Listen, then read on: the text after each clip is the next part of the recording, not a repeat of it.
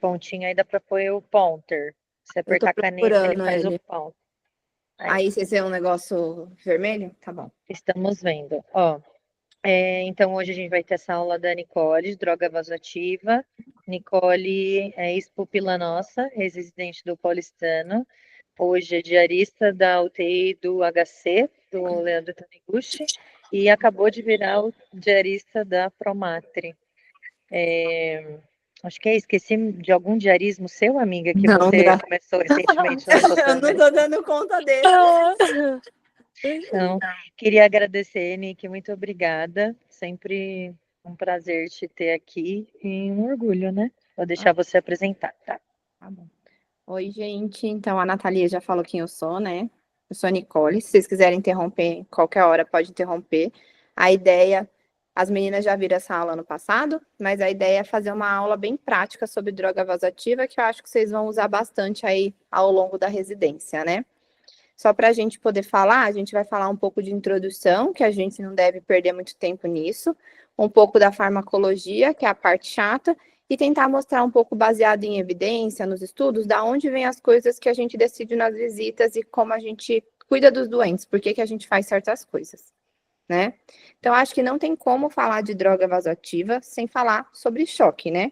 O que é choque para a gente, né? Acho que quando a gente fala nisso, nada pode ser diferente vir na cabeça de vocês, entre o desbalanço entre a oferta e o consumo de oxigênio. A oferta, então, seria o DO2, lembrar que o Dzinho é o significado de delivery, que fica mais fácil de gravar, e o VO2, o consumo de oxigênio.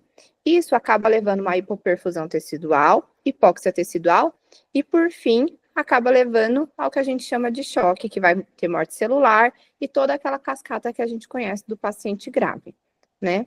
A gente tem basicamente 4 mecanismos de choque diferentes, né?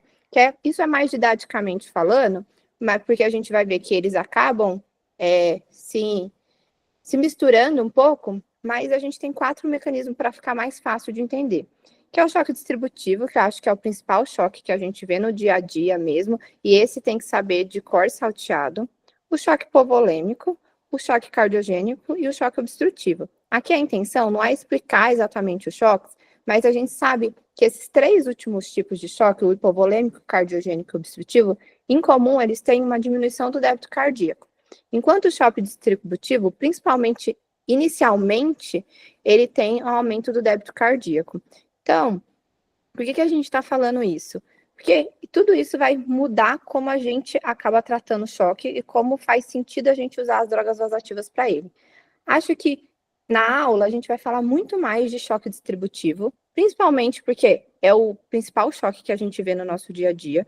Cerca de 70% dos choques que a gente vê na UTI são distributivos, sendo desses 70, mais ou menos uns 62% séptico. Aí os outros são distributivos não sépticos, seja vasoplegia por conta de uma SEX, seja por conta de um trauma raquimedular, ou ainda um alérgico, uma anafilaxia, que é menor ainda o porcento.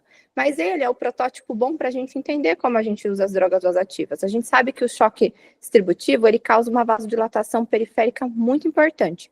E essa vasodilatação periférica que ele causa, parece ser muito intuitivo. Se a gente tem uma vasodilatação, eu dou uma droga vasoativa, eu faço vasoconstricção e, teoricamente, eu resolvo. Parece fácil, mas não é bem assim. E é isso que a gente vai tentar mostrar para vocês. Lembrando um pouco de fisiologia, então, a gente sabe que pressão é igual a resistência vascular periférica vezes débito cardíaco.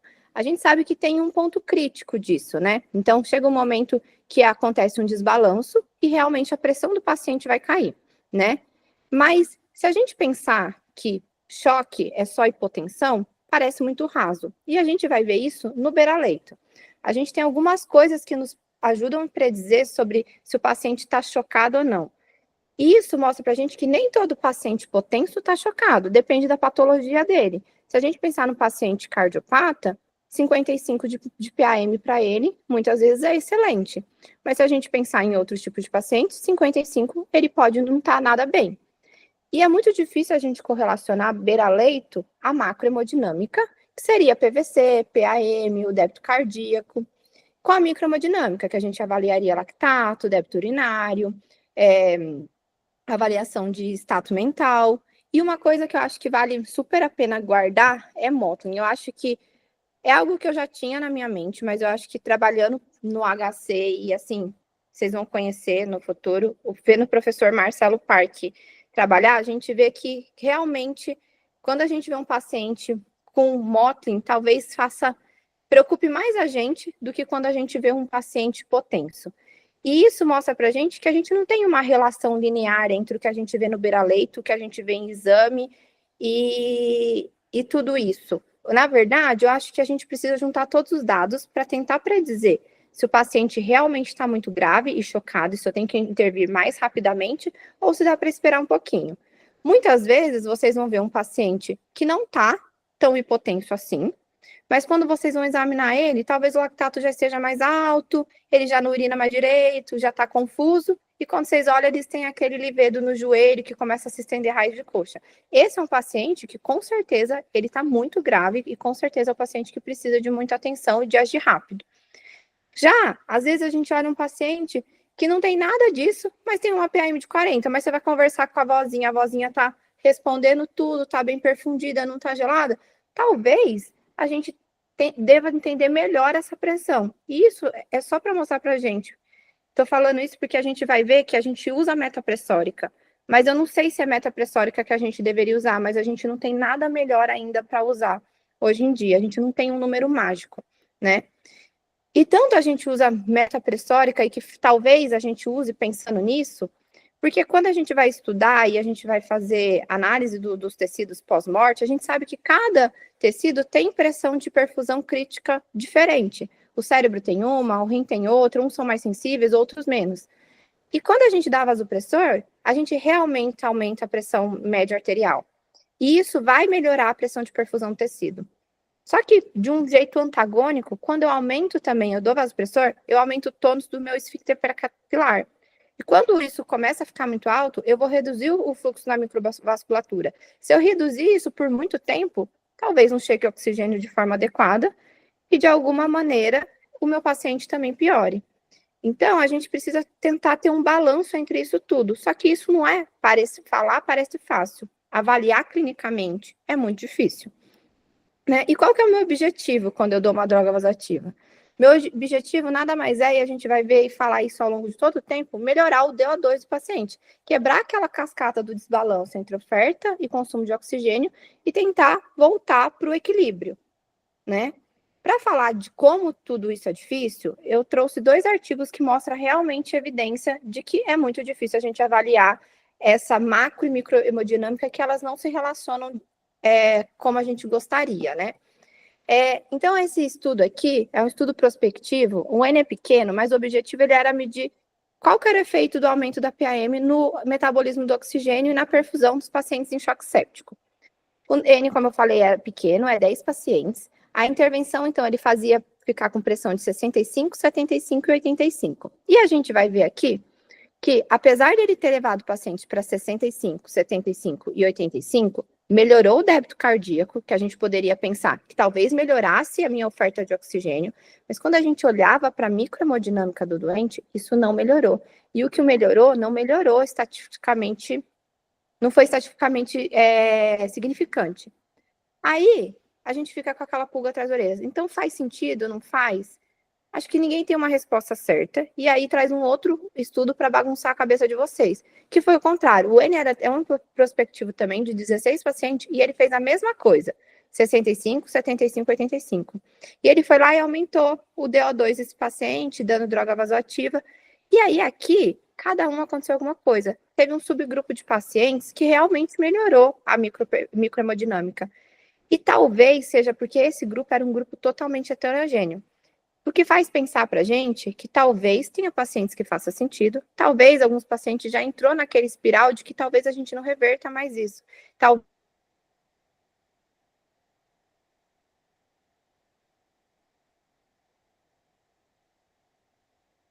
Talvez alguns pacientes faça sentido, ou do tipo de choque que ele tem. Tem paciente que talvez precise de uma pressão mais alta. Tem paciente que a gente vai usar o 65 que a gente usa na grande maioria, né? E é daí que eu falo. Falei tudo isso, falei para vocês não usarem só PAM, eu acho que não usar só pressão é muito raso, mas todo mundo Na visita multi, ninguém quer saber o lactato, ninguém quer saber o débito urinário, ninguém quer saber disso. Na visita multi, a enfermeira vai perguntar para vocês qual é a meta de PAM para desmamar a droga vasoativa. Então, assim, todo mundo olha para PAM. Mas da onde vem a meta de pressão do choque séptico, por exemplo? Lógico que tem um monte de estudos antes disso, mas o principal estudo é o Sepsis-PAN. Sepsis-PAN, então, foi um estudo grande, é um estudo multicêntrico de 776 pacientes, que colocou meta pressórica de 65 a 70 e 80 a 85. Aqui é válido falar que a grande maioria, a meta era 65, 70. Hoje em dia, quando vocês passam visita na UTI e o paciente tem choque séptico, a gente vai para o 65. Mas a grande maioria dos pacientes do grupo 65, 70 ficaram com uma pressão mais alta, ficaram mais perto de 70. E o grupo do 80, 85 ficou um pouco mais alto também. E a ideia era, de desfecho primário era avaliar a mortalidade em 28 dias, que não teve nenhuma diferença. Mas o que a gente viu olhando o desfecho secundário é que tinha mais fibrilação atrial, e uma coisa que talvez é o que trouxe de mensagem mais importante desse estudo é que talvez os pacientes mais hipertensos, é lógico que não é o estudo desenhado para isso, diminuiu a taxa de terapia de substituição renal. Então todo mundo falou, nossa, então talvez agora os pacientes mais hipertensos faça sentido. E a gente vai ver que talvez faça, mas também não é bem assim, porque o estudo não foi para isso. A gente teve um outro estudo depois, que eu não coloquei aqui, mas chamou VASHON, e uma análise pós-hoc do Sepsis-PAN. Esses dois estudos acabaram vendo que precisava a gente tentar avaliar a meta pressórica em um outro tipo de paciente, que eram os pacientes idosos, que era o paciente tudo acima de 65 anos, por isso que ele chama Trial 65. É um estudo multicêntrico com 2.600 pacientes, que a meta de PAM era 60 e 65. Se vocês verem aqui, já caiu um pouquinho, mas também a maioria dos pacientes ficavam mais em torno de 65 do que de 60. E ele tentou avaliar a mortalidade em 90 dias, que não teve diferença. Então, o que ele mostrou pra gente? Não teve diferença. Então, faz sentido eu deixar uma PM mais baixa? Na verdade, ninguém sabe disso, mas parece seguro. Não morreu mais doente. E quando a gente olhou o subgrupo, diferente do que a gente viu no Sepsis-PAN, que tinha uma diminuição da taxa de terapia de substituição renal, aqui não teve diferença. Então, assim, eu acho que o que fica de mensagem para a gente desses estudos e de meta pressórica é que talvez os pacientes, a meta seria o 65, porque é seguro do Sepsis-PANs. Talvez os pacientes hipertensos, talvez a gente deva deixar eles um pouquinho mais hipertensos, mas acho que talvez não precisam 80, acho que mirando no 70 faz sentido. E os pacientes, quando estão mais velhos, eles têm os vasos mais duros, e fisiopatologicamente talvez faça sentido a gente diminuir um pouquinho a meta pressórica, que parece ser seguro, talvez a gente desmame um pouquinho mais rápido droga vasoativa. Então, acho que é isso que fica de mensagem, é daí que vem a meta pressórica quando a gente fala de choque vasoplégico, né, de choque distributivo, principalmente choque séptico. Mas a gente veio aqui para falar de droga vasoativa, e como a gente estava falando, o objetivo é melhorar o DO2 e quebrar aquela cascata do desbalanço entre a oferta e consumo de oxigênio. Se a gente olhar aqui, vocês vão ter aula sobre isso, provavelmente, não tem como falar que essa fórmula é esquisita, mas a gente sabe que o DO2 tem uma influência importantíssima do débito cardíaco, uma influência bem pequena da pressão parcial de oxigênio e um pouco de influência da saturação e da hemoglobina. Então, sabendo que o débito cardíaco é importante, a gente sabe que o débito cardíaco é igual ao volume sistólico vezes a frequência cardíaca. E por que eu estou falando isso? Porque isso é um conceito que nem todo mundo tem, que é o conceito do volume estressado. E que eu acho que faz sentido a gente aprender para a gente pensar por que no choque séptico a gente dá volume, por que no choque hipovolêmico a gente dá volume, por que a gente faz vasoconstricção. O que seria o volume estressado? A parede do vaso é muito elástica e consegue acomodar grande quantidade de volume ali dentro, ainda que por pouco tempo. E a gente tem dentro desses vasos um volume sanguíneo que se encontra estressado e não estressado. Qual que é a diferença? O volume estressado é aquele volume que você acresce dentro do vaso, que é capaz de causar uma tensão na parede e gerar uma pressão. Como assim? Se eu tenho um vaso pequeno e uma quantidade de volume lá dentro, eu vou colocando volume. Vai chegar uma hora que a minha pressão aumenta, porque eu não mudei o volume do vaso, mas eu mudei o conteúdo que tem lá dentro. Se eu diminuir também o diâmetro desse vaso, a mesma coisa acontece. Então, daí, se eu pensar no choque hipovolêmico, que diminuiu o volume e eu começar a dar colóide, um choque hemorrágico, por exemplo, eu começar a dar colóide, ou sangue, ou de alguma forma, eu vou aumentar a pressão. Se eu pensar no choque vasoplégico, pensar no choque distributivo, a gente não falou que faz vasodilatação? Se a gente for lá e fazer vasoconstricção do vaso, em algum momento, eu também vou aumentar a pressão que tem dentro desse vaso, o volume estressado, e assim eu consigo aumentar o débito cardíaco. Como? A droga vasoativa vai ajudar a recrutar esse volume estressado. Se eu recruto melhor esses volumes estressados, eu melhoro o volume sistólico. Se eu melhorar o volume sistólico, lembrando dessa fórmula aqui que eu coloquei para vocês, eu vou aumentar o débito cardíaco, de alguma forma eu vou aumentar o DO2. Parece super bonito, parece super fácil. Quando a gente estuda, não é bem assim, o racional é bonito, é assim que a gente tem que pensar, mas muitas vezes a gente faz isso e não dá certo. Muito provavelmente porque a gente já tem muito radicais livres na periferia, muita morte celular e talvez entrou numa cascata que seja irreversível, né? E a gente precisa ainda, acho que, estudar muita coisa. Mas a gente veio para falar de droga vasoativa. Tem várias maneiras da gente dividir as drogas vasoativas. Eu trouxe essa que é mais simplista, digamos assim, mas os inopressores, que seria a noradrenalina, adrenalina e dopamina, que parece que cada vez menos a gente tem lugar para ela. Os pressores puros, a vasopressina e a feniletrina, que aqui parece algo absurdo, a gente não usa muito no Brasil, quase não tem, mas se usa muito nos Estados Unidos. E os inotrópicos, que a gente tem a dobutamina, levosimendan e a mirrinona. Eu vou falar só da dobutamina aqui e daqui só da vasopressina, né? Acho que a parte chata é que isso aqui acaba sendo importante, é assim que a gente entende como as drogas funcionam e assim a gente entende o mecanismo dela, né? Então a gente tem vários receptores em várias partes do corpo e a gente tem os receptores alfa-1. Os receptores alfa-1, eles vão ativar a fosfolipase C do músculo lisovascular. Isso vai levar à vasoconstrição. E aí ajuda a gente na questão do choque. O beta-1, ele vai elevar os níveis de AMP cíclico, que aumenta as correntes de cálcio. Isso vai acabar fazendo inotropismo e cronotropismo. Lembra que inotropismo é a contratilidade cardíaca e o cronotropismo é o aumento da frequência cardíaca. Já o beta-2, ele estimula a adenilato ciclase e vai fazer a vasodilatação e a broncodilatação. É por isso que quando vocês têm um broncoespasmo, vocês dão beta-2 agonista. E os dopaminérgicos, eles são um pouco diferentes, mas eles têm o tipo 1 que está nos vasos e nos rins, e o tipo 2 que está só nos vasos, e eles são efeito dose dependente, que é o que a gente vai ver agora. Parece loucura a gente falar de dopamina, não sei se vocês já usaram muito, eu usei raríssimas vezes na vida, mas dopamina é uma droga que já foi muito utilizada. Não é algo muito antigo, não. Até 2007 era a primeira droga de escolha na França, por exemplo, para choque séptico. Até 2010 ainda estavam pensando se realmente a gente tinha que trocar a dopamina pela noradrenalina. Mas ela é um precursor de noradrenalina e de epinefrina.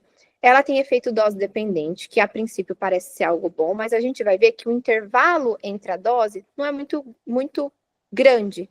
Então, talvez isso não seja tão bom assim. Então, menor do que 5 microgramas quilo minuto, ela vai ativar receptores dopaminérgicos, que vai levar a vasodilatação renal e vasodilatação esplâncnica. Essa dose a gente não usa. Tentar usar no passado não foi bom para o paciente. De 5 a 10 microgramas quilo minuto, elas atuam em receptores beta-1, que vai atuar no cronotropismo, então aumentar a frequência cardíaca. Talvez seja o único uso ainda da dopamina. E maior que 10 microgramas quilo minuto, ela atua em receptores alfa e leva a vasoconstricção. E era nessa dose que era usada nos pacientes com choque séptico. Então, a maior indicação dela ainda continua sendo em bradicardia instáveis, e a gente vai ver ao longo da aula que talvez faça sentido a gente usar outras drogas, mas é uma droga ainda usada. E é uma droga mais arritmogênica. Quando a gente fala de arritmogênica, a gente está falando de FA. É uma droga que causa bastante FA. A dose usual, então, menor que 5 a gente não usa, seria de 5 a 20, mas a gente fica mais entre os 5 e 10 por conta de que veio a noradrenalina e a gente já vai entender o porquê. A diluição padrão é 5 ampolas, pode diluir tanto em soro fisiológico como glicosado, 200 e a 100 microgramas por ml, isso daria 100 microgramas por ml. Eu vou confessar que todas as vezes que eu preciso prescrever dopamina, eu preciso olhar. Meia-vida dela é minutos, parece bem com a noradrenalina, e não precisa de equipo de fotoproteção. Mas aí a gente tem estudo para mostrar por que as pessoas pararam de usar dopamina e começaram a usar noradrenalina. Então, esse estudo aqui, ó, como eu falei, 2010, gente, nem faz tanto tempo assim, comparou dopamina e noradrenalina no tratamento de choque. Aqui era choque séptico. Foi um estudo multicêntrico, com 1.679 pacientes, noradrenalina versus dopamina como vasopressor de primeira escolha, e avaliou mortalidade em 28 dias. Né? Eles começavam como choque séptico, mas depois eles tiveram análise para outros tipos de choque. Se a gente olhar a curva de Kaplan-Meier, ela não abre, então não teve mudança de mortalidade. Mas quando a gente olhou as análises de subgrupo dos outros choques, a gente vê que quase todos mostram que talvez a favor aqui de usar noradrenalina em desfavor da dopamina. Além disso, falar mais a favor, e talvez no choque cardiogênico faça mais sentido ainda, quando a gente olhava dos principais fatores adversos, os pacientes tiveram muita arritmia. Talvez, então, assim, pode não morrer mais os pacientes, mas talvez no subgrupo seja melhor mesmo, ela causa mais arritmia e eu tenho que me preocupar com o intervalo de dose. Então, parece que faz mais sentido a gente usar a noradrenalina. E foi quando a noradrenalina começou a ser a primeira escolha de droga no choque séptico. E eu acho que noradrenalina é a medicação que vocês mais têm que saber da aula, porque é o que a gente mais usa no dia a dia, né? Antes de falar um pouco dela, só para falar que como a gente estuda, e a gente não entende muita coisa. Isso é um paper do Daniel De Baker, que estuda muito sobre microhemodinâmica e macrohemodinâmica, e ele fala justamente que a noradrenalina atua positivamente na pré-carga, na contratividade do cardíaca, não atua tanto na pós-carga, e isso acaba aumentando realmente o que a gente viu, o volume sistólico. Ela parece ser neutra na questão beta de cronotropismo, mas de alguma maneira, aumentando o volume sistólico, ela aumenta sim o débito cardíaco. E eles viram que isso melhorou a perfusão regional. Só que quando eles olharam para a microcirculação, nem sempre teve melhora. Teve pessoas que melhoraram, pessoas que não melhoraram.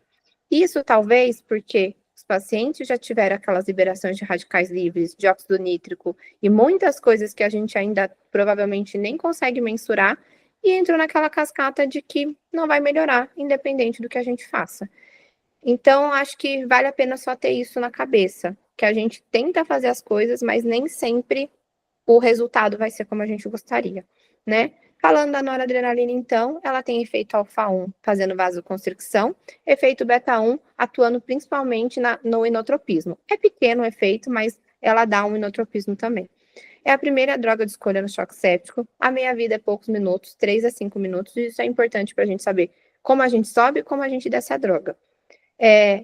Fotossensível, isso aqui é meio controverso. A grande maioria dos hospitais usa equipe fotossensível, mas quando ela pode ser usada sem equipe fotossensível, mas geralmente quando ela é usada com equipe, sem ser por equipe fotossensível, a gente precisa trocar ela mais vezes, né? O cálculo de dose, teoricamente, deveria ser pelo peso ideal do paciente, não pelo peso real, mas quase ninguém faz isso. Mas o racional é pensar que quando a gente engorda, teoricamente, a gente não aumenta o volume de sangue, a gente aumenta a gordura. E se a gente pensar nisso, a gente jamais teria um paciente obeso mórbido com choque refratário. Ou seria muito difícil a gente chegar nele. Então, o ideal seria fazer peso ideal. Mas falando sinceramente, quase ninguém usa isso. A dose usual seria de 0,02 microgramas quilo minuto a 2 microgramas, mas há quem diga que o céu é o limite.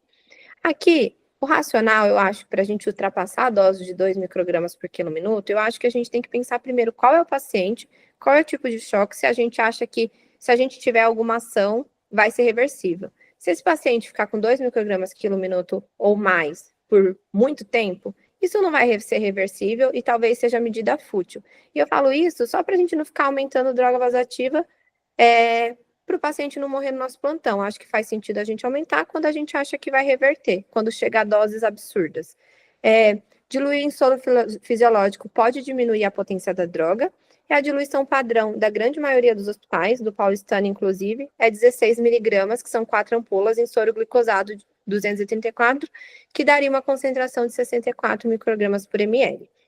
Aí a gente evita em gestante, porque isso pode causar contração uterina. Falando de gestante, só para vocês saberem, gestante em UTI é algo que a gente não vê muito, durante a residência a gente não vê muito, durante a vida não muito, eu agora vejo mais, mas quando a gente pensa em gestante, a gente sempre vai pensar em salvar, eu sei que parece um egoísmo, mas a gente sempre vai pensar em salvar a vida da mãe. Então, assim, não atrasa usar droga vasoativa, porque a paciente está gestante e porque pode fazer uma contração uterina. O que a gente faz é avisar o GO que a gente precisou dar isso e talvez a paciente entre em trabalho de parto e ele precise monitorizar mais de perto o bebê para saber se é o momento de tirar esse bebê. E aí, como acho que a maioria de vocês estão entrando agora no mundo da terapia intensiva, eu coloquei isso aqui para explicar como que a gente calcula. Então, a nossa diluição padrão, fazendo as continhas lá do 16 miligramas, no total aqui vai dar 250 ml, tá? Então, vai ficar 64 microgramas por ml. Se a gente tiver um paciente de 80 quilos usando noradrenalina 10 ml hora na bomba, aí o chefe não quer saber se é 10 ml hora, porque tem lugares que a diluição não é essa. Pode ser que a diluição esteja dobrada, que aí a gente coloca 8 ampolas, que dá 32 miligramas, e no final aqui a gente completa os 250 ml, seria 128 microgramas por ml. Aí qual que é o micrograma quilo minuto? Como que a gente faz essa conta? Então a gente pega aquele 10 lá da bomba, faz vezes o 64, que é quanto que tem a solução, que vai dar 640 microgramas por hora. E aí a gente divide pelo peso, mas a gente quer por minuto. Então, cada hora tem 60 minutos. Então, a gente divide por 60, porque aqui a gente teria ficado microgramas por hora por quilo, mas a gente quer por minuto, então a gente divide por 60. E isso daria isso. A noradrenalina, uma maneira fácil da gente fazer, como se a gente fingir que esse 64 é o 60, você concorda que a gente pode cortar esse com esse? Então, se a gente pegar esse 10 aqui e tirar o peso, dividir pelo peso do paciente, a gente tem a dose. É assim que a gente faz a conta rapidinho. Se vocês não entenderem isso no final, pode perguntar, tá? Ou agora. Noradrenalina, então, a gente tem uma pergunta que eu acho que é super importante. Provavelmente vocês já viram usando bastante em acesso periférico, mas ela pode mesmo, né? E aí eu trouxe 2 estudos para poder falar sobre isso. Esse aqui é uma revisão sistemática que olhou vários artigos sobre o uso de droga vasoativa em periférico. Olhando aqui exclusivamente para a noradrenalina, a gente vai ver que eles chegaram a usar 49 horas de noradrenalina no periférico. E as doses não era pequena, chegava a dose de 0,7 microgramas quilo minuto. Então, assim, não era uma dose pequena e não era por pouco tempo. Esse estudo viu 1.382 pacientes. A duração média foi 22 horas, mas teve pacientes que passaram. O extravasamento ocorreu em 3,4%, não teve nenhum relato de necrose tecidual ou isquemia de membros, e o extravasamento foi tratado com sucesso de forma conservadora ou com medicamentos vasodilatadores, que a gente vai ver mais para frente o que é isso. E aqui eu trouxe um outro estudo para poder falar, tá, mas e aí? A gente pode usar no periférico. Você me falou que a gente pode, parece seguro. Mas o que conta do periférico? Nesse estudo eles fizeram uma análise depois, e aí a gente tem que pensar em 3 coisas. A gente sempre ouve falar que é fossa anticubital, porque a gente tem veias maiores, então talvez a gente pensaria no local, no calibre do acesso e no tempo de infusão. Tempo de infusão não pareceu ser muito importante. O local não pareceu ser muito importante. O que importou mesmo foi o calibre do acesso. Então, maior do que 20 de gelco já é ok. Qual que é a grande questão? Muitas vezes a gente não consegue pegar um gelco 20 na mão do paciente. Mas se você conseguir pegar, parece ser seguro. Por isso que a gente prefere geralmente fossa anticubital. Mas se você não conseguir, mas a mãozinha lá do paciente conseguir um acesso 20, 18, pode usar sem preocupar. Mas qual que é o problema? O problema é que quando ela infiltra o subcutâneo, ela pode fazer lesão feia, e essa lesão pode fazer necrose tecidual. E essa necrose pode chegar a expor tendão, ter que fazer cirurgia e tudo mais. E se isso acontecer, o que a gente faz? A gente tem que pegar onde teve o acesso, aspira tudo, antes de tirar o acesso. Aspira tudo que você conseguir da droga. O ideal é a gente usar como se fosse o antídoto, que é um bloqueador adrenérgico, que é a fentolamina.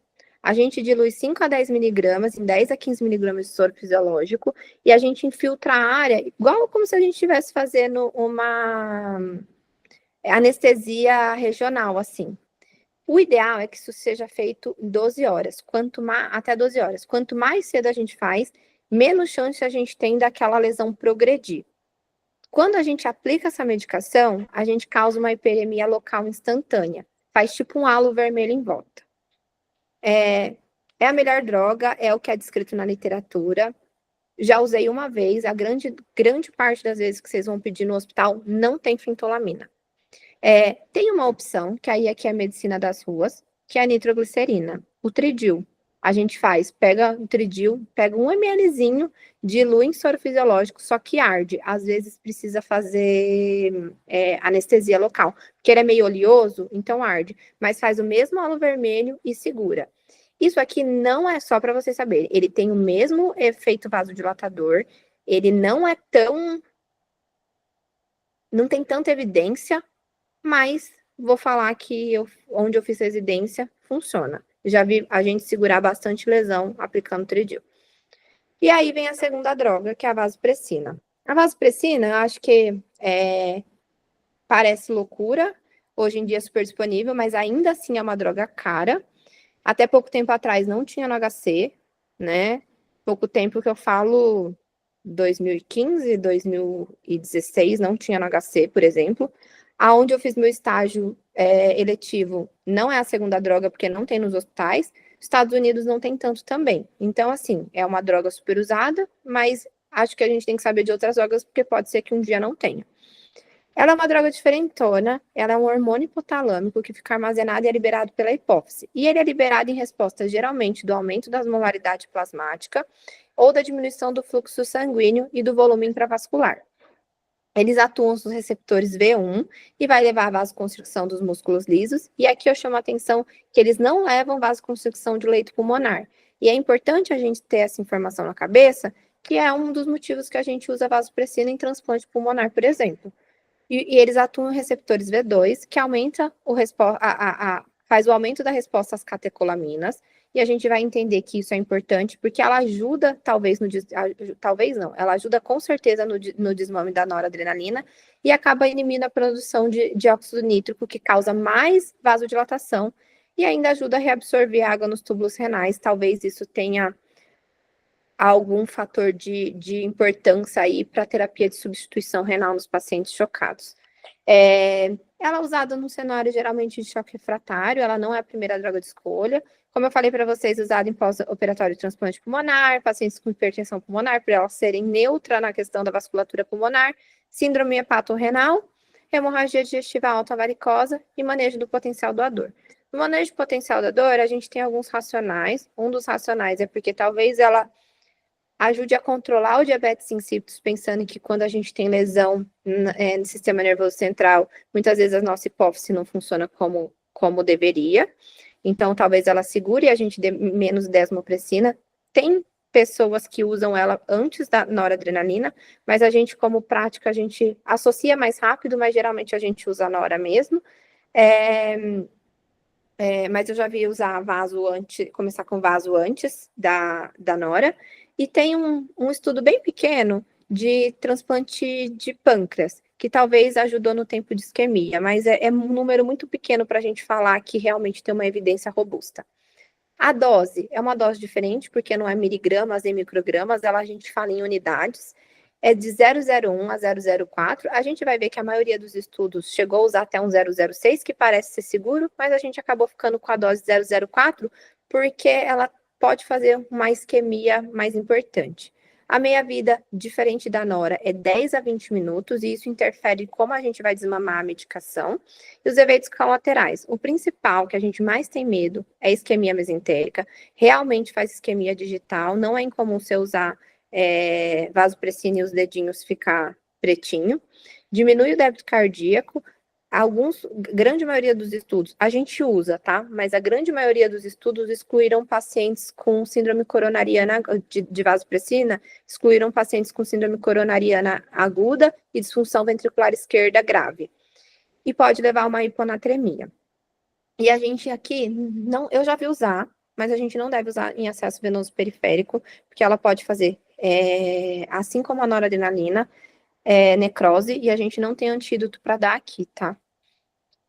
A diluição dela, então, é um pouco diferente. Uma ampola tem 20 unidades e a gente dilui, tem 1 ml e a gente dilui em 99 para completar 100. Então, cada ml vai ter 0,2 unidades. Vocês vão ver que na UTI, a gente, às vezes, quando a gente considera que o paciente está em choque refratário, a gente já deu muito volume para ele, e às vezes a gente concentra as drogas. Então, a gente coloca 2 ampolas, que ficaria 40 unidades, e aqui ficaria 0,4. E para calcular é um pouco diferente. Então, para a gente chegar, a gente geralmente já coloca na dose máxima, que é aquele 0,04.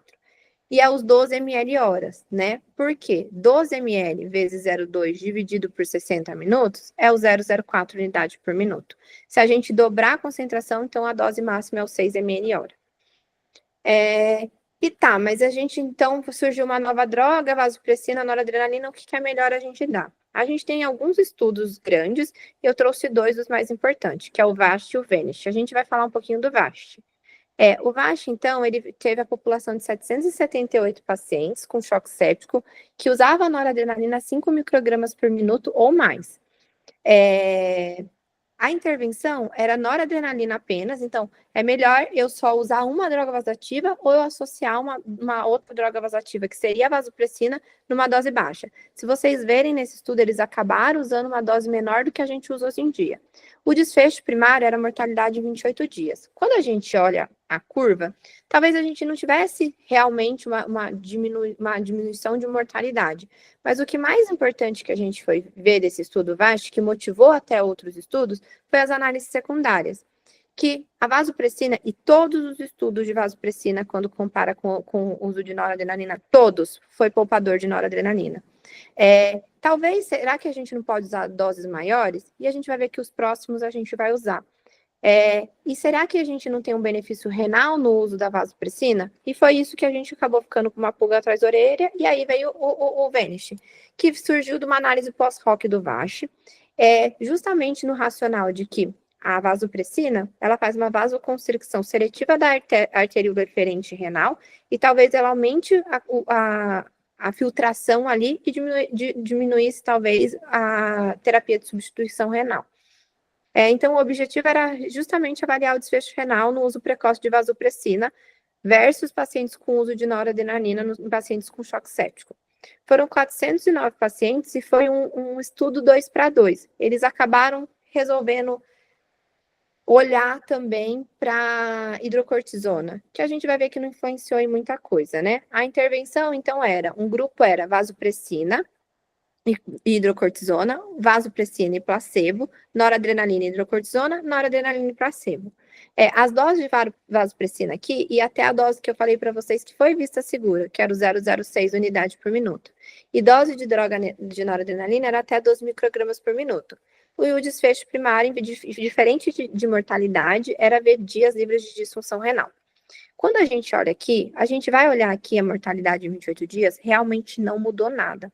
Mas quando a gente olha aqui, principalmente disfunção renal, dias livres de disfunção renal, não teve tanta diferença. Mas o uso de terapia de substituição renal mudou. Apesar de não ter um impacto na mortalidade e apesar de ser maior nos pacientes que não sobreviveram, né? Então, o que traz de mensagem para a gente? Que a vasopressina reduz sim a necessidade de noradrenalina e de terapia de substituição renal, mas, no entanto, não reduz os dias livres de mudança de creatinina e, principalmente, que é o que a gente mais se importa, de taxa de mortalidade, né? E quando a gente olhou para os corticoides, que era o outro braço do estudo, não teve interação clínica nenhuma, né? E como que a gente faz o desmame, né? A gente começou com noradrenalina, o paciente foi ficando ruim, chegou até uma dose, a gente começou vasopressina. A gente não tem uma resposta certa para isso. E eu trouxe 2 estudos aqui para mostrar para vocês que realmente a gente não tem uma resposta certa para isso. Esse estudo é um estudo observacional, retrospectivo, 50 pacientes com choque séptico, e eles optaram por desmamar primeiro a vasopressina. Os pacientes tiveram maior hipotensão. Só que quando você lê, você não sabe como que eles desmamaram. Eu não sei se eles respeitaram o tempo de ação da droga, que eu falei para vocês. Não sei exatamente de quanto em quantos ml foi desmamado, então talvez possa isso ter interferido, né? Mas não teve outra diferença em tempo total de droga vasoativa, mortalidade, nem tempo de internação hospitalar. E esse aqui, ele parece ser mais legal, e ele mostra pra gente as coisas um pouco diferente. É um estudo prospectivo randomizado, duplo cego, eu acho que ele é chinês, se eu não me engano. Os critérios de inclusão, então, era paciente com choque séptico, tinha que ter infusão de nora e vaso, e eles tinham que manter uma PAM de 65 por pelo menos 2 horas. E aí, tinha um grupo que ia lá, tirava 0,01 unidade por minuto a cada hora, e aí eles esperavam para ver se a pressão ia manter, e o outro grupo 0,1 micrograma quilo minuto por hora a cada hora. De qualquer maneira, se a gente desmamava a cada hora, a gente respeitava a meia-vida das duas drogas. Foram 85 pacientes randomizados e o desmame da noradrenalina levou 68% de hipotensão, como primeiro da noradrenalina, enquanto da vasopressina 22%. Parece um pouco diferente, né? E não teve nenhuma diferença nos outros estudos. Mas e aí, o que a gente faz? Na minha cabeça, eu acho que é o que a gente mais faz na UTI, realmente parece controverso, a gente não tem uma resposta e parece fazer mais sentido individualizar. O que a gente geralmente faz na prática é quando que a gente coloca vaso? Quando começa a subir a nora demais. Qual que é o valor de corte para colocar vaso? Não existe valor de corte. Se você quiser deixar só nora, você pode deixar só nora. Mas quando a gente coloca, é geralmente quando está chegando naquele 0,15, 0,2, 0,3 e o paciente está piorando, isso não está desmamando. Talvez faça sentido ali a gente colocar vaso. Geralmente, quando os pacientes estão assim, eles já estão mais acidóticos.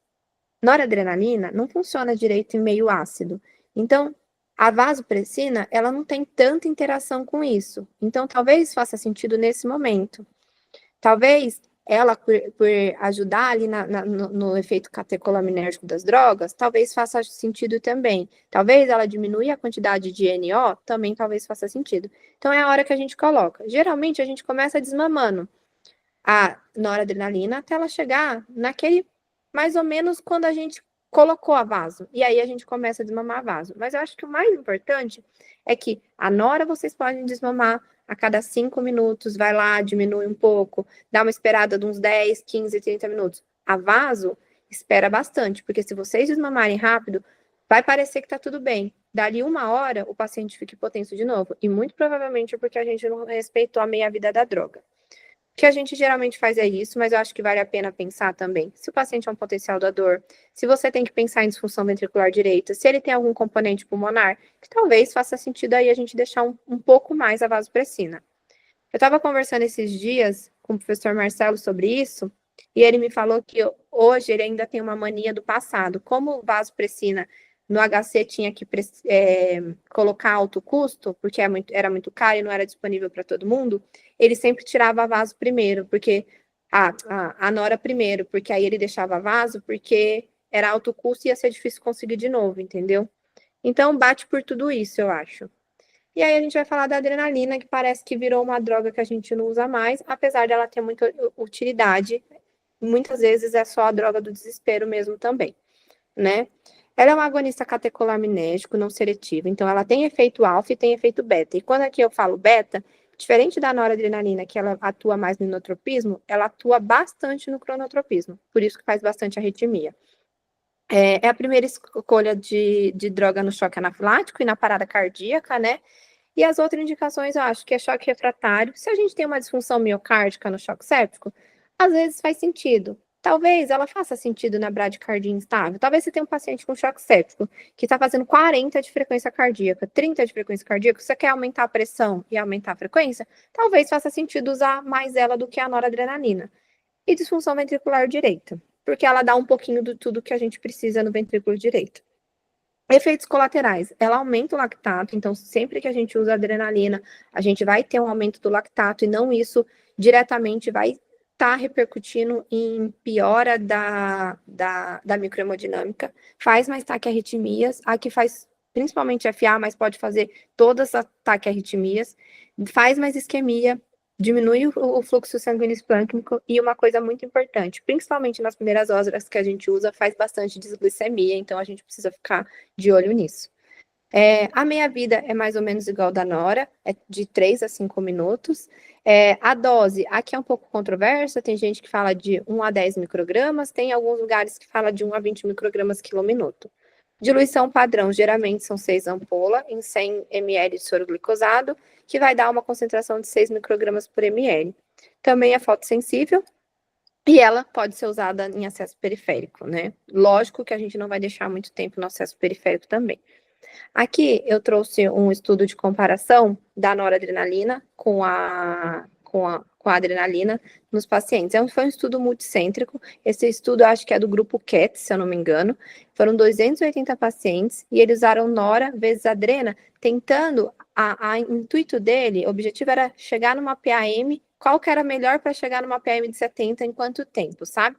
O desfecho primário era realmente chegar nessa pressão em 24 horas.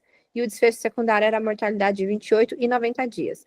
Se a gente olhar aqui, não teve diferença as duas foram boas para chegar na PAM de 70 em 24 horas, mas quando a gente olha dia a dia, a gente vai ver que a frequência cardíaca da epinefrina foi maior, porque ela realmente aumenta o cronotropismo e faz mais arritmia.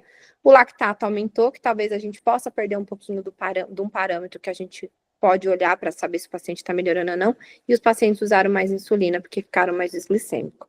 Então, faz mais sentido. Para que eu vou usar uma medicação que tem tantos efeitos colaterais, se eu posso usar uma que não tem efeitos colaterais, mas que parece que a gente reduz um pouco esses efeitos colaterais. E mudando um pouco de classe, vamos falar da dobutamina. A dobutamina é um inotrópico. Ela tem efeito beta-adrenérgico, beta-1, né? É inotrópico de escolha no choque cardiogênico. Lembrar que os pacientes que usam beta-bloqueador, ela é menos eficaz, não que ela não seja eficaz, mas ela é menos eficaz. E lembrar disso aqui que vocês vão ver bastante controvérsia. Na nossa residência, a gente tira o beta-bloqueador quando a gente vê um choque. Vocês vão ver que em algumas escolas ele só diminui o beta-bloqueador. Na minha cabeça, não faz sentido a gente dar drogas antagônicas, mas tem cardiologista e escolas que acabam deixando uma dose mais baixa. A dose é de 2,5 a 20 microgramas quilo por minuto. Quando a gente chega a mais que 20 microgramas, geralmente a gente não tem mais muita ação cronotrópica da droga e nem inotrópica. E os efeitos colaterais é a arritmia, porque aumenta o cronotropismo, e ela pode aumentar um pouco do VO2 miocárdico também. Os efeitos acaba fazendo efeito vasodilatador periférico e pior hipotensão. E isso aqui é importante vocês saberem, que talvez seja por isso que a gente escuta muitas vezes aquela história de que a gente precisa de uma cabeça de pressão para ligar a dobutamina. Quase todas as vezes que a gente liga a dobutamina, ainda que inicialmente o paciente pode piorar a hipotensão. Isso não significa que vai perdurar, geralmente é só no início da droga, e geralmente é seguro a gente ligar. Eu acho que o que mais faz sentido é ligar e ficar do lado do doente, sabendo que ele pode piorar a hipotensão. Você não vai ligar numa PM de 40 sem ligar um vasopressor junto, mas uma PM de 55 com PAI bonitinho, dá para ligar, ele provavelmente vai diminuir e depois geralmente chega a aumentar a pressão, porque isso é mais inicial mesmo. E aí, sempre vai surgir na nossa cabeça, se a gente pensar, por que hoje em dia a gente usa nora, que é um vasoconstrictor, e a dobutamina, que é um inotrópico, e não usa adrenalina, que faz tudo, né? Faz sentido na nossa cabeça usar só uma droga em vez de usar duas. Mas aí, daquele mesmo grupo que eu mostrei o último estudo, o CATS, estudou justamente isso, né? E foi um estudo multicêntrico com 330 pacientes que ele comparou justamente o uso de droga de noradrenalina com dobuta e só adrenalina no choque séptico. A meta de PAM era uma meta maior do que 70 e ele avaliou a mortalidade em 28 dias. É importante a gente falar que esse estudo aqui, quando ele saiu, lembra que eu falei para vocês que a gente usava a dopamina mesmo? A dopamina, esse estudo foi publicado em 2008, eu acho, e em 2010 tinha sido publicado aquele primeiro estudo que eu mostrei para vocês. Então aqui, ainda a primeira vasopressor no choque séptico na França ainda era dopamina. E aí, aqui, era grande parte dos pacientes era escolha do local, sabe? E aí, eles tiveram que colocar noradrenalina na rotina que ninguém tinha muita experiência. Então, acho que vale a pena a gente falar isso, até mesmo porque a grande maioria de todo mundo lá é um estudo francês. Quando a gente olha aqui, a gente vai ver que não abre a curva de Kaplan-Meier, então parece que não tem diferença, né? Mas esse estudo foi um estudo underpower. O que isso significa? Talvez, se a gente tivesse um número maior, o estudo não teve um poder de detectar que a adrenalina levava mais mortalidade, né? Quando eles analisaram as tendências, a tendência é que tinha desfechos piores com a adrenalina. E por isso que a gente usa noradrenalina com dobutamina e não só adrenalina. Talvez porque, olhando para outros estudos aqui, como esse aqui, que é um unicêntrico pilótico do Bruno Levy, que foi, tudo bem, foi com menos pacientes, 30 pacientes, e aqui foi choque cardiogênico não associado a infarto agudo do miocárdio. Ele olhou a mesma coisa, noridobuta versus adrenalina, e avaliou a mortalidade em 28 dias. Não teve diferença entre o grupo, mas a adrenalina teve mais efeitos adversos. E quando a gente fala de efeitos adversos, a gente fala daquela mesma coisa. Aumento de frequência cardíaca, diminuiu o volume de diurese, aumentou o lactato, o gap de CO2 piorou. Quando a gente olhava as outras curvas lá de uso de insulina, também piorou. Então, parece que no choque séptico não faz sentido a gente usar a adrenalina quando tem disfunção miocárdica, parece que no choque cardiogênico a mesma coisa. Tá, falei muita coisa, vocês já devem estar cansados, e eu vou falar os principais pontos para a gente poder levar, o que a gente tem que levar para a vida, assim, que eu acho. Dopamina, não usa. Se vocês quiserem usar, usa na bradicardia instável. Só pensa por que o paciente tem bradicardia. Às vezes, se você ligar uma dobuta, vai melhorar a bradicardia, porque talvez é só um coração entrando em falência. Às vezes, se for um choque séptico e vocês ligarem uma adrenalina, vai resolver o problema da pressão e resolver o problema da frequência também. Mas se for usar, usa na bradicardia instável.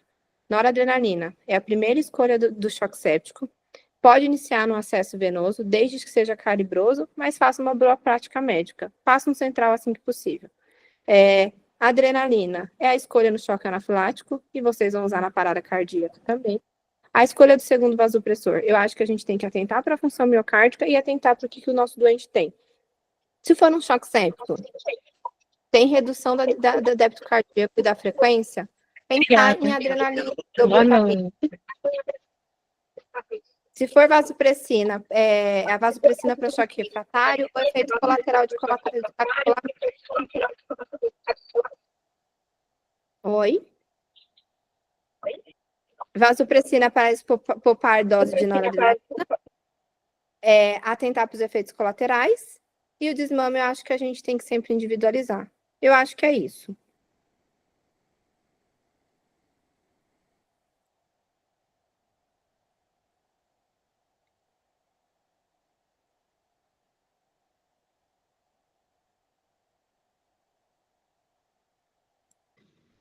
Amiga, muito obrigada, eu amei sua aula. É a segunda vez que eu assisto e eu amo. Ai, obrigada. A gente tem pontos importantes aí, principalmente para os meninos novos, né?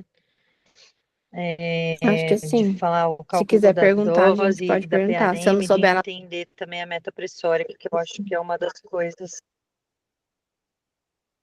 importantes. Minha internet tá meio ruim, eu acho. A Mini, alguém levantou a mão ou não? não, acho que não. Ah, achei que a Mini tinha levantado a mão. Acho que é um dos pontos importantes para eles entenderem a meta pressórica aí que a gente vai ao longo da.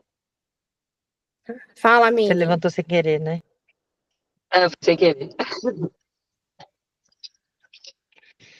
Meninos, alguém tem alguma pergunta? Alguém queria comentar alguma coisa? O que vocês acharam?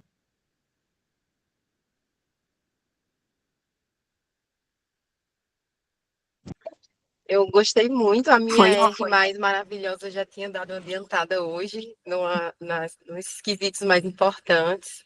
A Janine, foi ótimo. Obrigada. Imagina. É que hoje eu falei para ela, a evolução de intensivista não pode ter em ml hora. Me deu um puxão de orelha. Eu coloco, às Ixi, vezes, o primeiro de muito.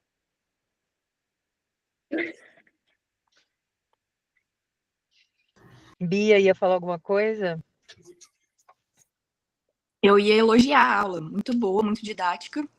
Ai, obrigada. Para mim, principalmente, que não tenho vivência de UTI, é ótimo pegar o beabá mesmo. Então, muito obrigada. Foi ótimo. Eu achei a aula muito boa também, obrigado. Eu só queria saber, assim, a diluição padrão que a gente faz, 16 para 2, 3, 4, quando dobrar, quando não dobrar, e talvez, né, qual é o nosso referencial para concentrar ou não, pensar no volume do paciente, quanto que a gente vai fazer de volume, ou o quê? Ó, eu acho que tem duas coisas aí que a gente pode pensar. Eu fiz clínica na época eu fiz meu segundo ano de clínica na época do Covid e meu primeiro ano de residência de intensiva na segunda onda do Covid. Nessa época, a gente concentrava de quase todo mundo, porque a gente não tinha muito recurso humano. Então, coisa que às vezes a gente, na intensiva, e a gente como médico, a gente esquece de pensar nisso, mas eu acho que um bom intensivista é aquele que pensa em recurso humano, porque é igual própria sedação. Se você concentra a droga, às vezes a equipe de enfermagem vai trocar menos vezes aquela droga. E isso acaba ajudando muito no trabalho. Você pensa, é pouca coisa, é uma ação muito pequena. Mas a gente viu que isso, na pandemia, era uma ação extremamente importante, porque a gente não sabia a doença que a gente estava tratando e expunha muito menos os profissionais ao risco de ficar entrando no quarto toda hora. Isso... Ai, gente, peraí rapidão, que meu cachorro tá querendo pular no meu colo, peraí. Isso é uma coisa que acho que faz sentido a gente pensar. Então, se começa a ficar uma dose muito alta, e quando eu falo dose muito alta, tipo 30 ml hora, tem 250 ml só na bag. Quanto tempo essa droga vai durar? Porque daqui a pouco ele vai ter que preparar de novo. Uma coisa importante, não sei se vocês já viram, mas vocês vão ver durante a residência. A bomba, antes dela terminar a infusão, ela parece KVO. Ela vai lá e coloca, tipo, uns 5 ml horas, então ela sai dos 30, imagina um paciente com 30 ml, se o técnico não programar a bomba, ela sai dos 30 ml horas e vai para o KVO, 5 ml horas, que é para droga durar até ele trocar. Então é uma coisa que o técnico tem que ficar atento para trocar. O que eu geralmente faço? Começou a chegar perto de 30, o paciente não está melhorando, só estou vendo tudo piorar, eu concentro. Quando é um paciente que vocês vão ver bastante no paulistano, que é aquele paciente cardiopata, que já não aguenta muito volume, imagina, normalmente ele já está anúrico também, vocês já estão pensando em dialisar ou está tentando dialisar e tirar o F dele. Normalmente, esse paciente também, você vai ficar dando, se você está dando 40 ml de nora, se você concentrar, você está dando 20. Parece pouco a diferença, 20 mlzinho, mas 20 ml ao longo de 24 horas muda muito, né? Eu já vi, não vou me estender aqui, mas eu já vi usar nora pura. A gente não vai usar, tá? Mas eu já vi aí usar nora pura, porque a gente quer dar pouco volume para paciente. Então, eu pensaria nisso daí. Primeiro em recursos humanos, e depois tá subindo 30, 20, 30, e não vai cair. Você vê que o paciente está piorando, o paciente já tá naquele momento que já tem muito volume, cara, concentra, sabe? Porque depois você só tem que lembrar que está concentrado e desmamar talvez um pouco mais devagar. Lembrar que quando você diminui 1 ml, na verdade você está diminuindo 2. Acho que é isso. Tá, entendi. Obrigado. Imagina. Vocês vão ter essa oportunidade de ver nora pura quando vocês rodarem no HC, que a única pessoa que faz isso é o Marcelo Parque. Mari levantou a mão, pode falar. Oi, Nicole, parabéns. Ah, Sua é a aula Mari sempre Mari. boa, sou eu. Ia falar só para você, falar do M-tartarato, da Então, concentração, que é bom para o pessoal saber que esses dias até eu caí na pegadinha na diluição, que eu coloquei 4 ampolas, aí, não, doutora, não, 4 ampolas não. mas não muda nada. O N-tartarato não muda nada. Teoricamente, você dilui igual, sabia? Tem estudo que fala que você pode mudar, mas quando você vai olhar na ampola, na bula, eu caí nisso. Eu acho que foi quando eu rodei no Círio, inclusive, porque acho que lá é diferente, Mari. Lá eles não usam fotossensível ainda? Usa o fotossensível. Vixe, deixa eu ver. Eu acho que não usa foto, pelo menos quando eu Não, rodei é lá só no a Círio, bag, só a bag. é só a bag de fotossensível, mas não tem equipe fotossensível. Só que aí tem que trocar mais vezes. E assim, não muda nada a diluição, teoricamente. Se alguém te pediu para mudar, não muda. É igual. É porque é 16 ml que a gente tem que pôr no paulistano. Porque eles falam que 16 miligramas, quando você coloca. Era isso, né, Mari? A hora que você Foi. coloca Eu 16 coloquei, eu acho miligramas, que em o ml, e tartarato aí, tem que Ah, colocar não, em é ml, só porque lá. colocar a mesma miligrama. É só colocar a É, mesma miligrama. é porque lá ele aparece 8 miligramas por ml, eu acho, não me engano. Mas na verdade tem 4, e aí a diluição fica errada. Na verdade, a gente tem que pôr em ml lá na noradrenalina. E é os mesmos, é a mesma coisa, não é? É a mesma É coisa. a mesma coisa, porque isso não vai mudar. Para os 4 para os 8 miligramas não muda nada. E a concentração fica a mesma no final. Eu acho que é só a chatice da farmácia ali. não, que Também. o M-tartarato são 8, né? São 8 São 8 miligramas na ampola. Então, se você colocar em ml, em miligramas, não vai dar certo com o M-tartarato. Porque vai dar 2 ampolas, vão dar 8 ml. Isso? Isso, é isso. Mas se você Isso. Só colocar que o que você tem que colocar a diluição, quando é o M-tartarato, como uma é o dobro da outra, o M-tartarato é o dobro, ou aliás, é metade, né? é metade, o N-tartarato é Isso. metade do. É a metade, então você tem que colocar em miligramas mesmo, para não dar não dar Mas a aí, então, injeção mas da. você coloca em miligramas, é a mesma Não, em coisa. ml, aliás. Em Colocar ml em ml, para dar a mesma coisa ali da concentração, né? é a mesma diluição no final das contas. É só adequar, olhar certinho os ml, mas é a mesma diluição. Não muda nada.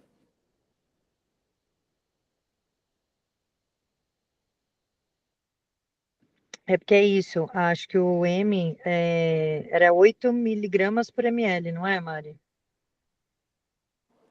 Isso, Tinha isso. ela tem, a ampola é o dobro, né?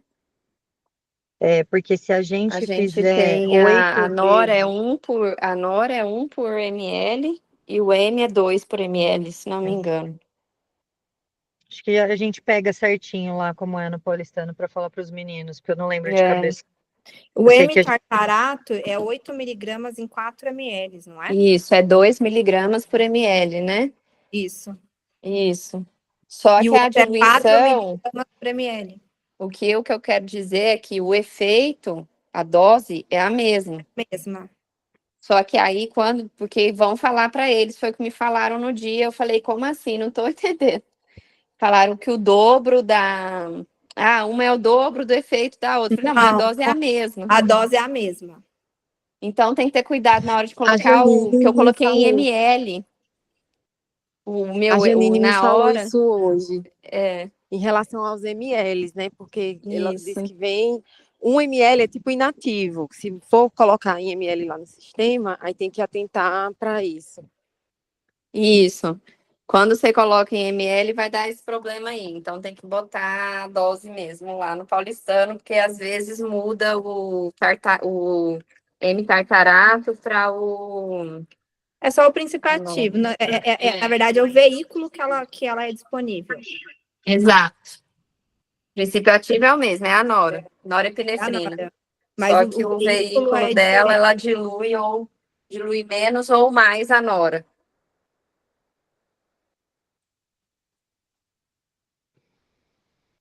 Bom, depois a gente dá uma olhadinha e fala para as meninas também.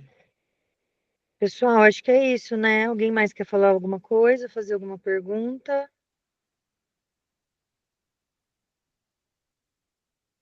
Acho que não.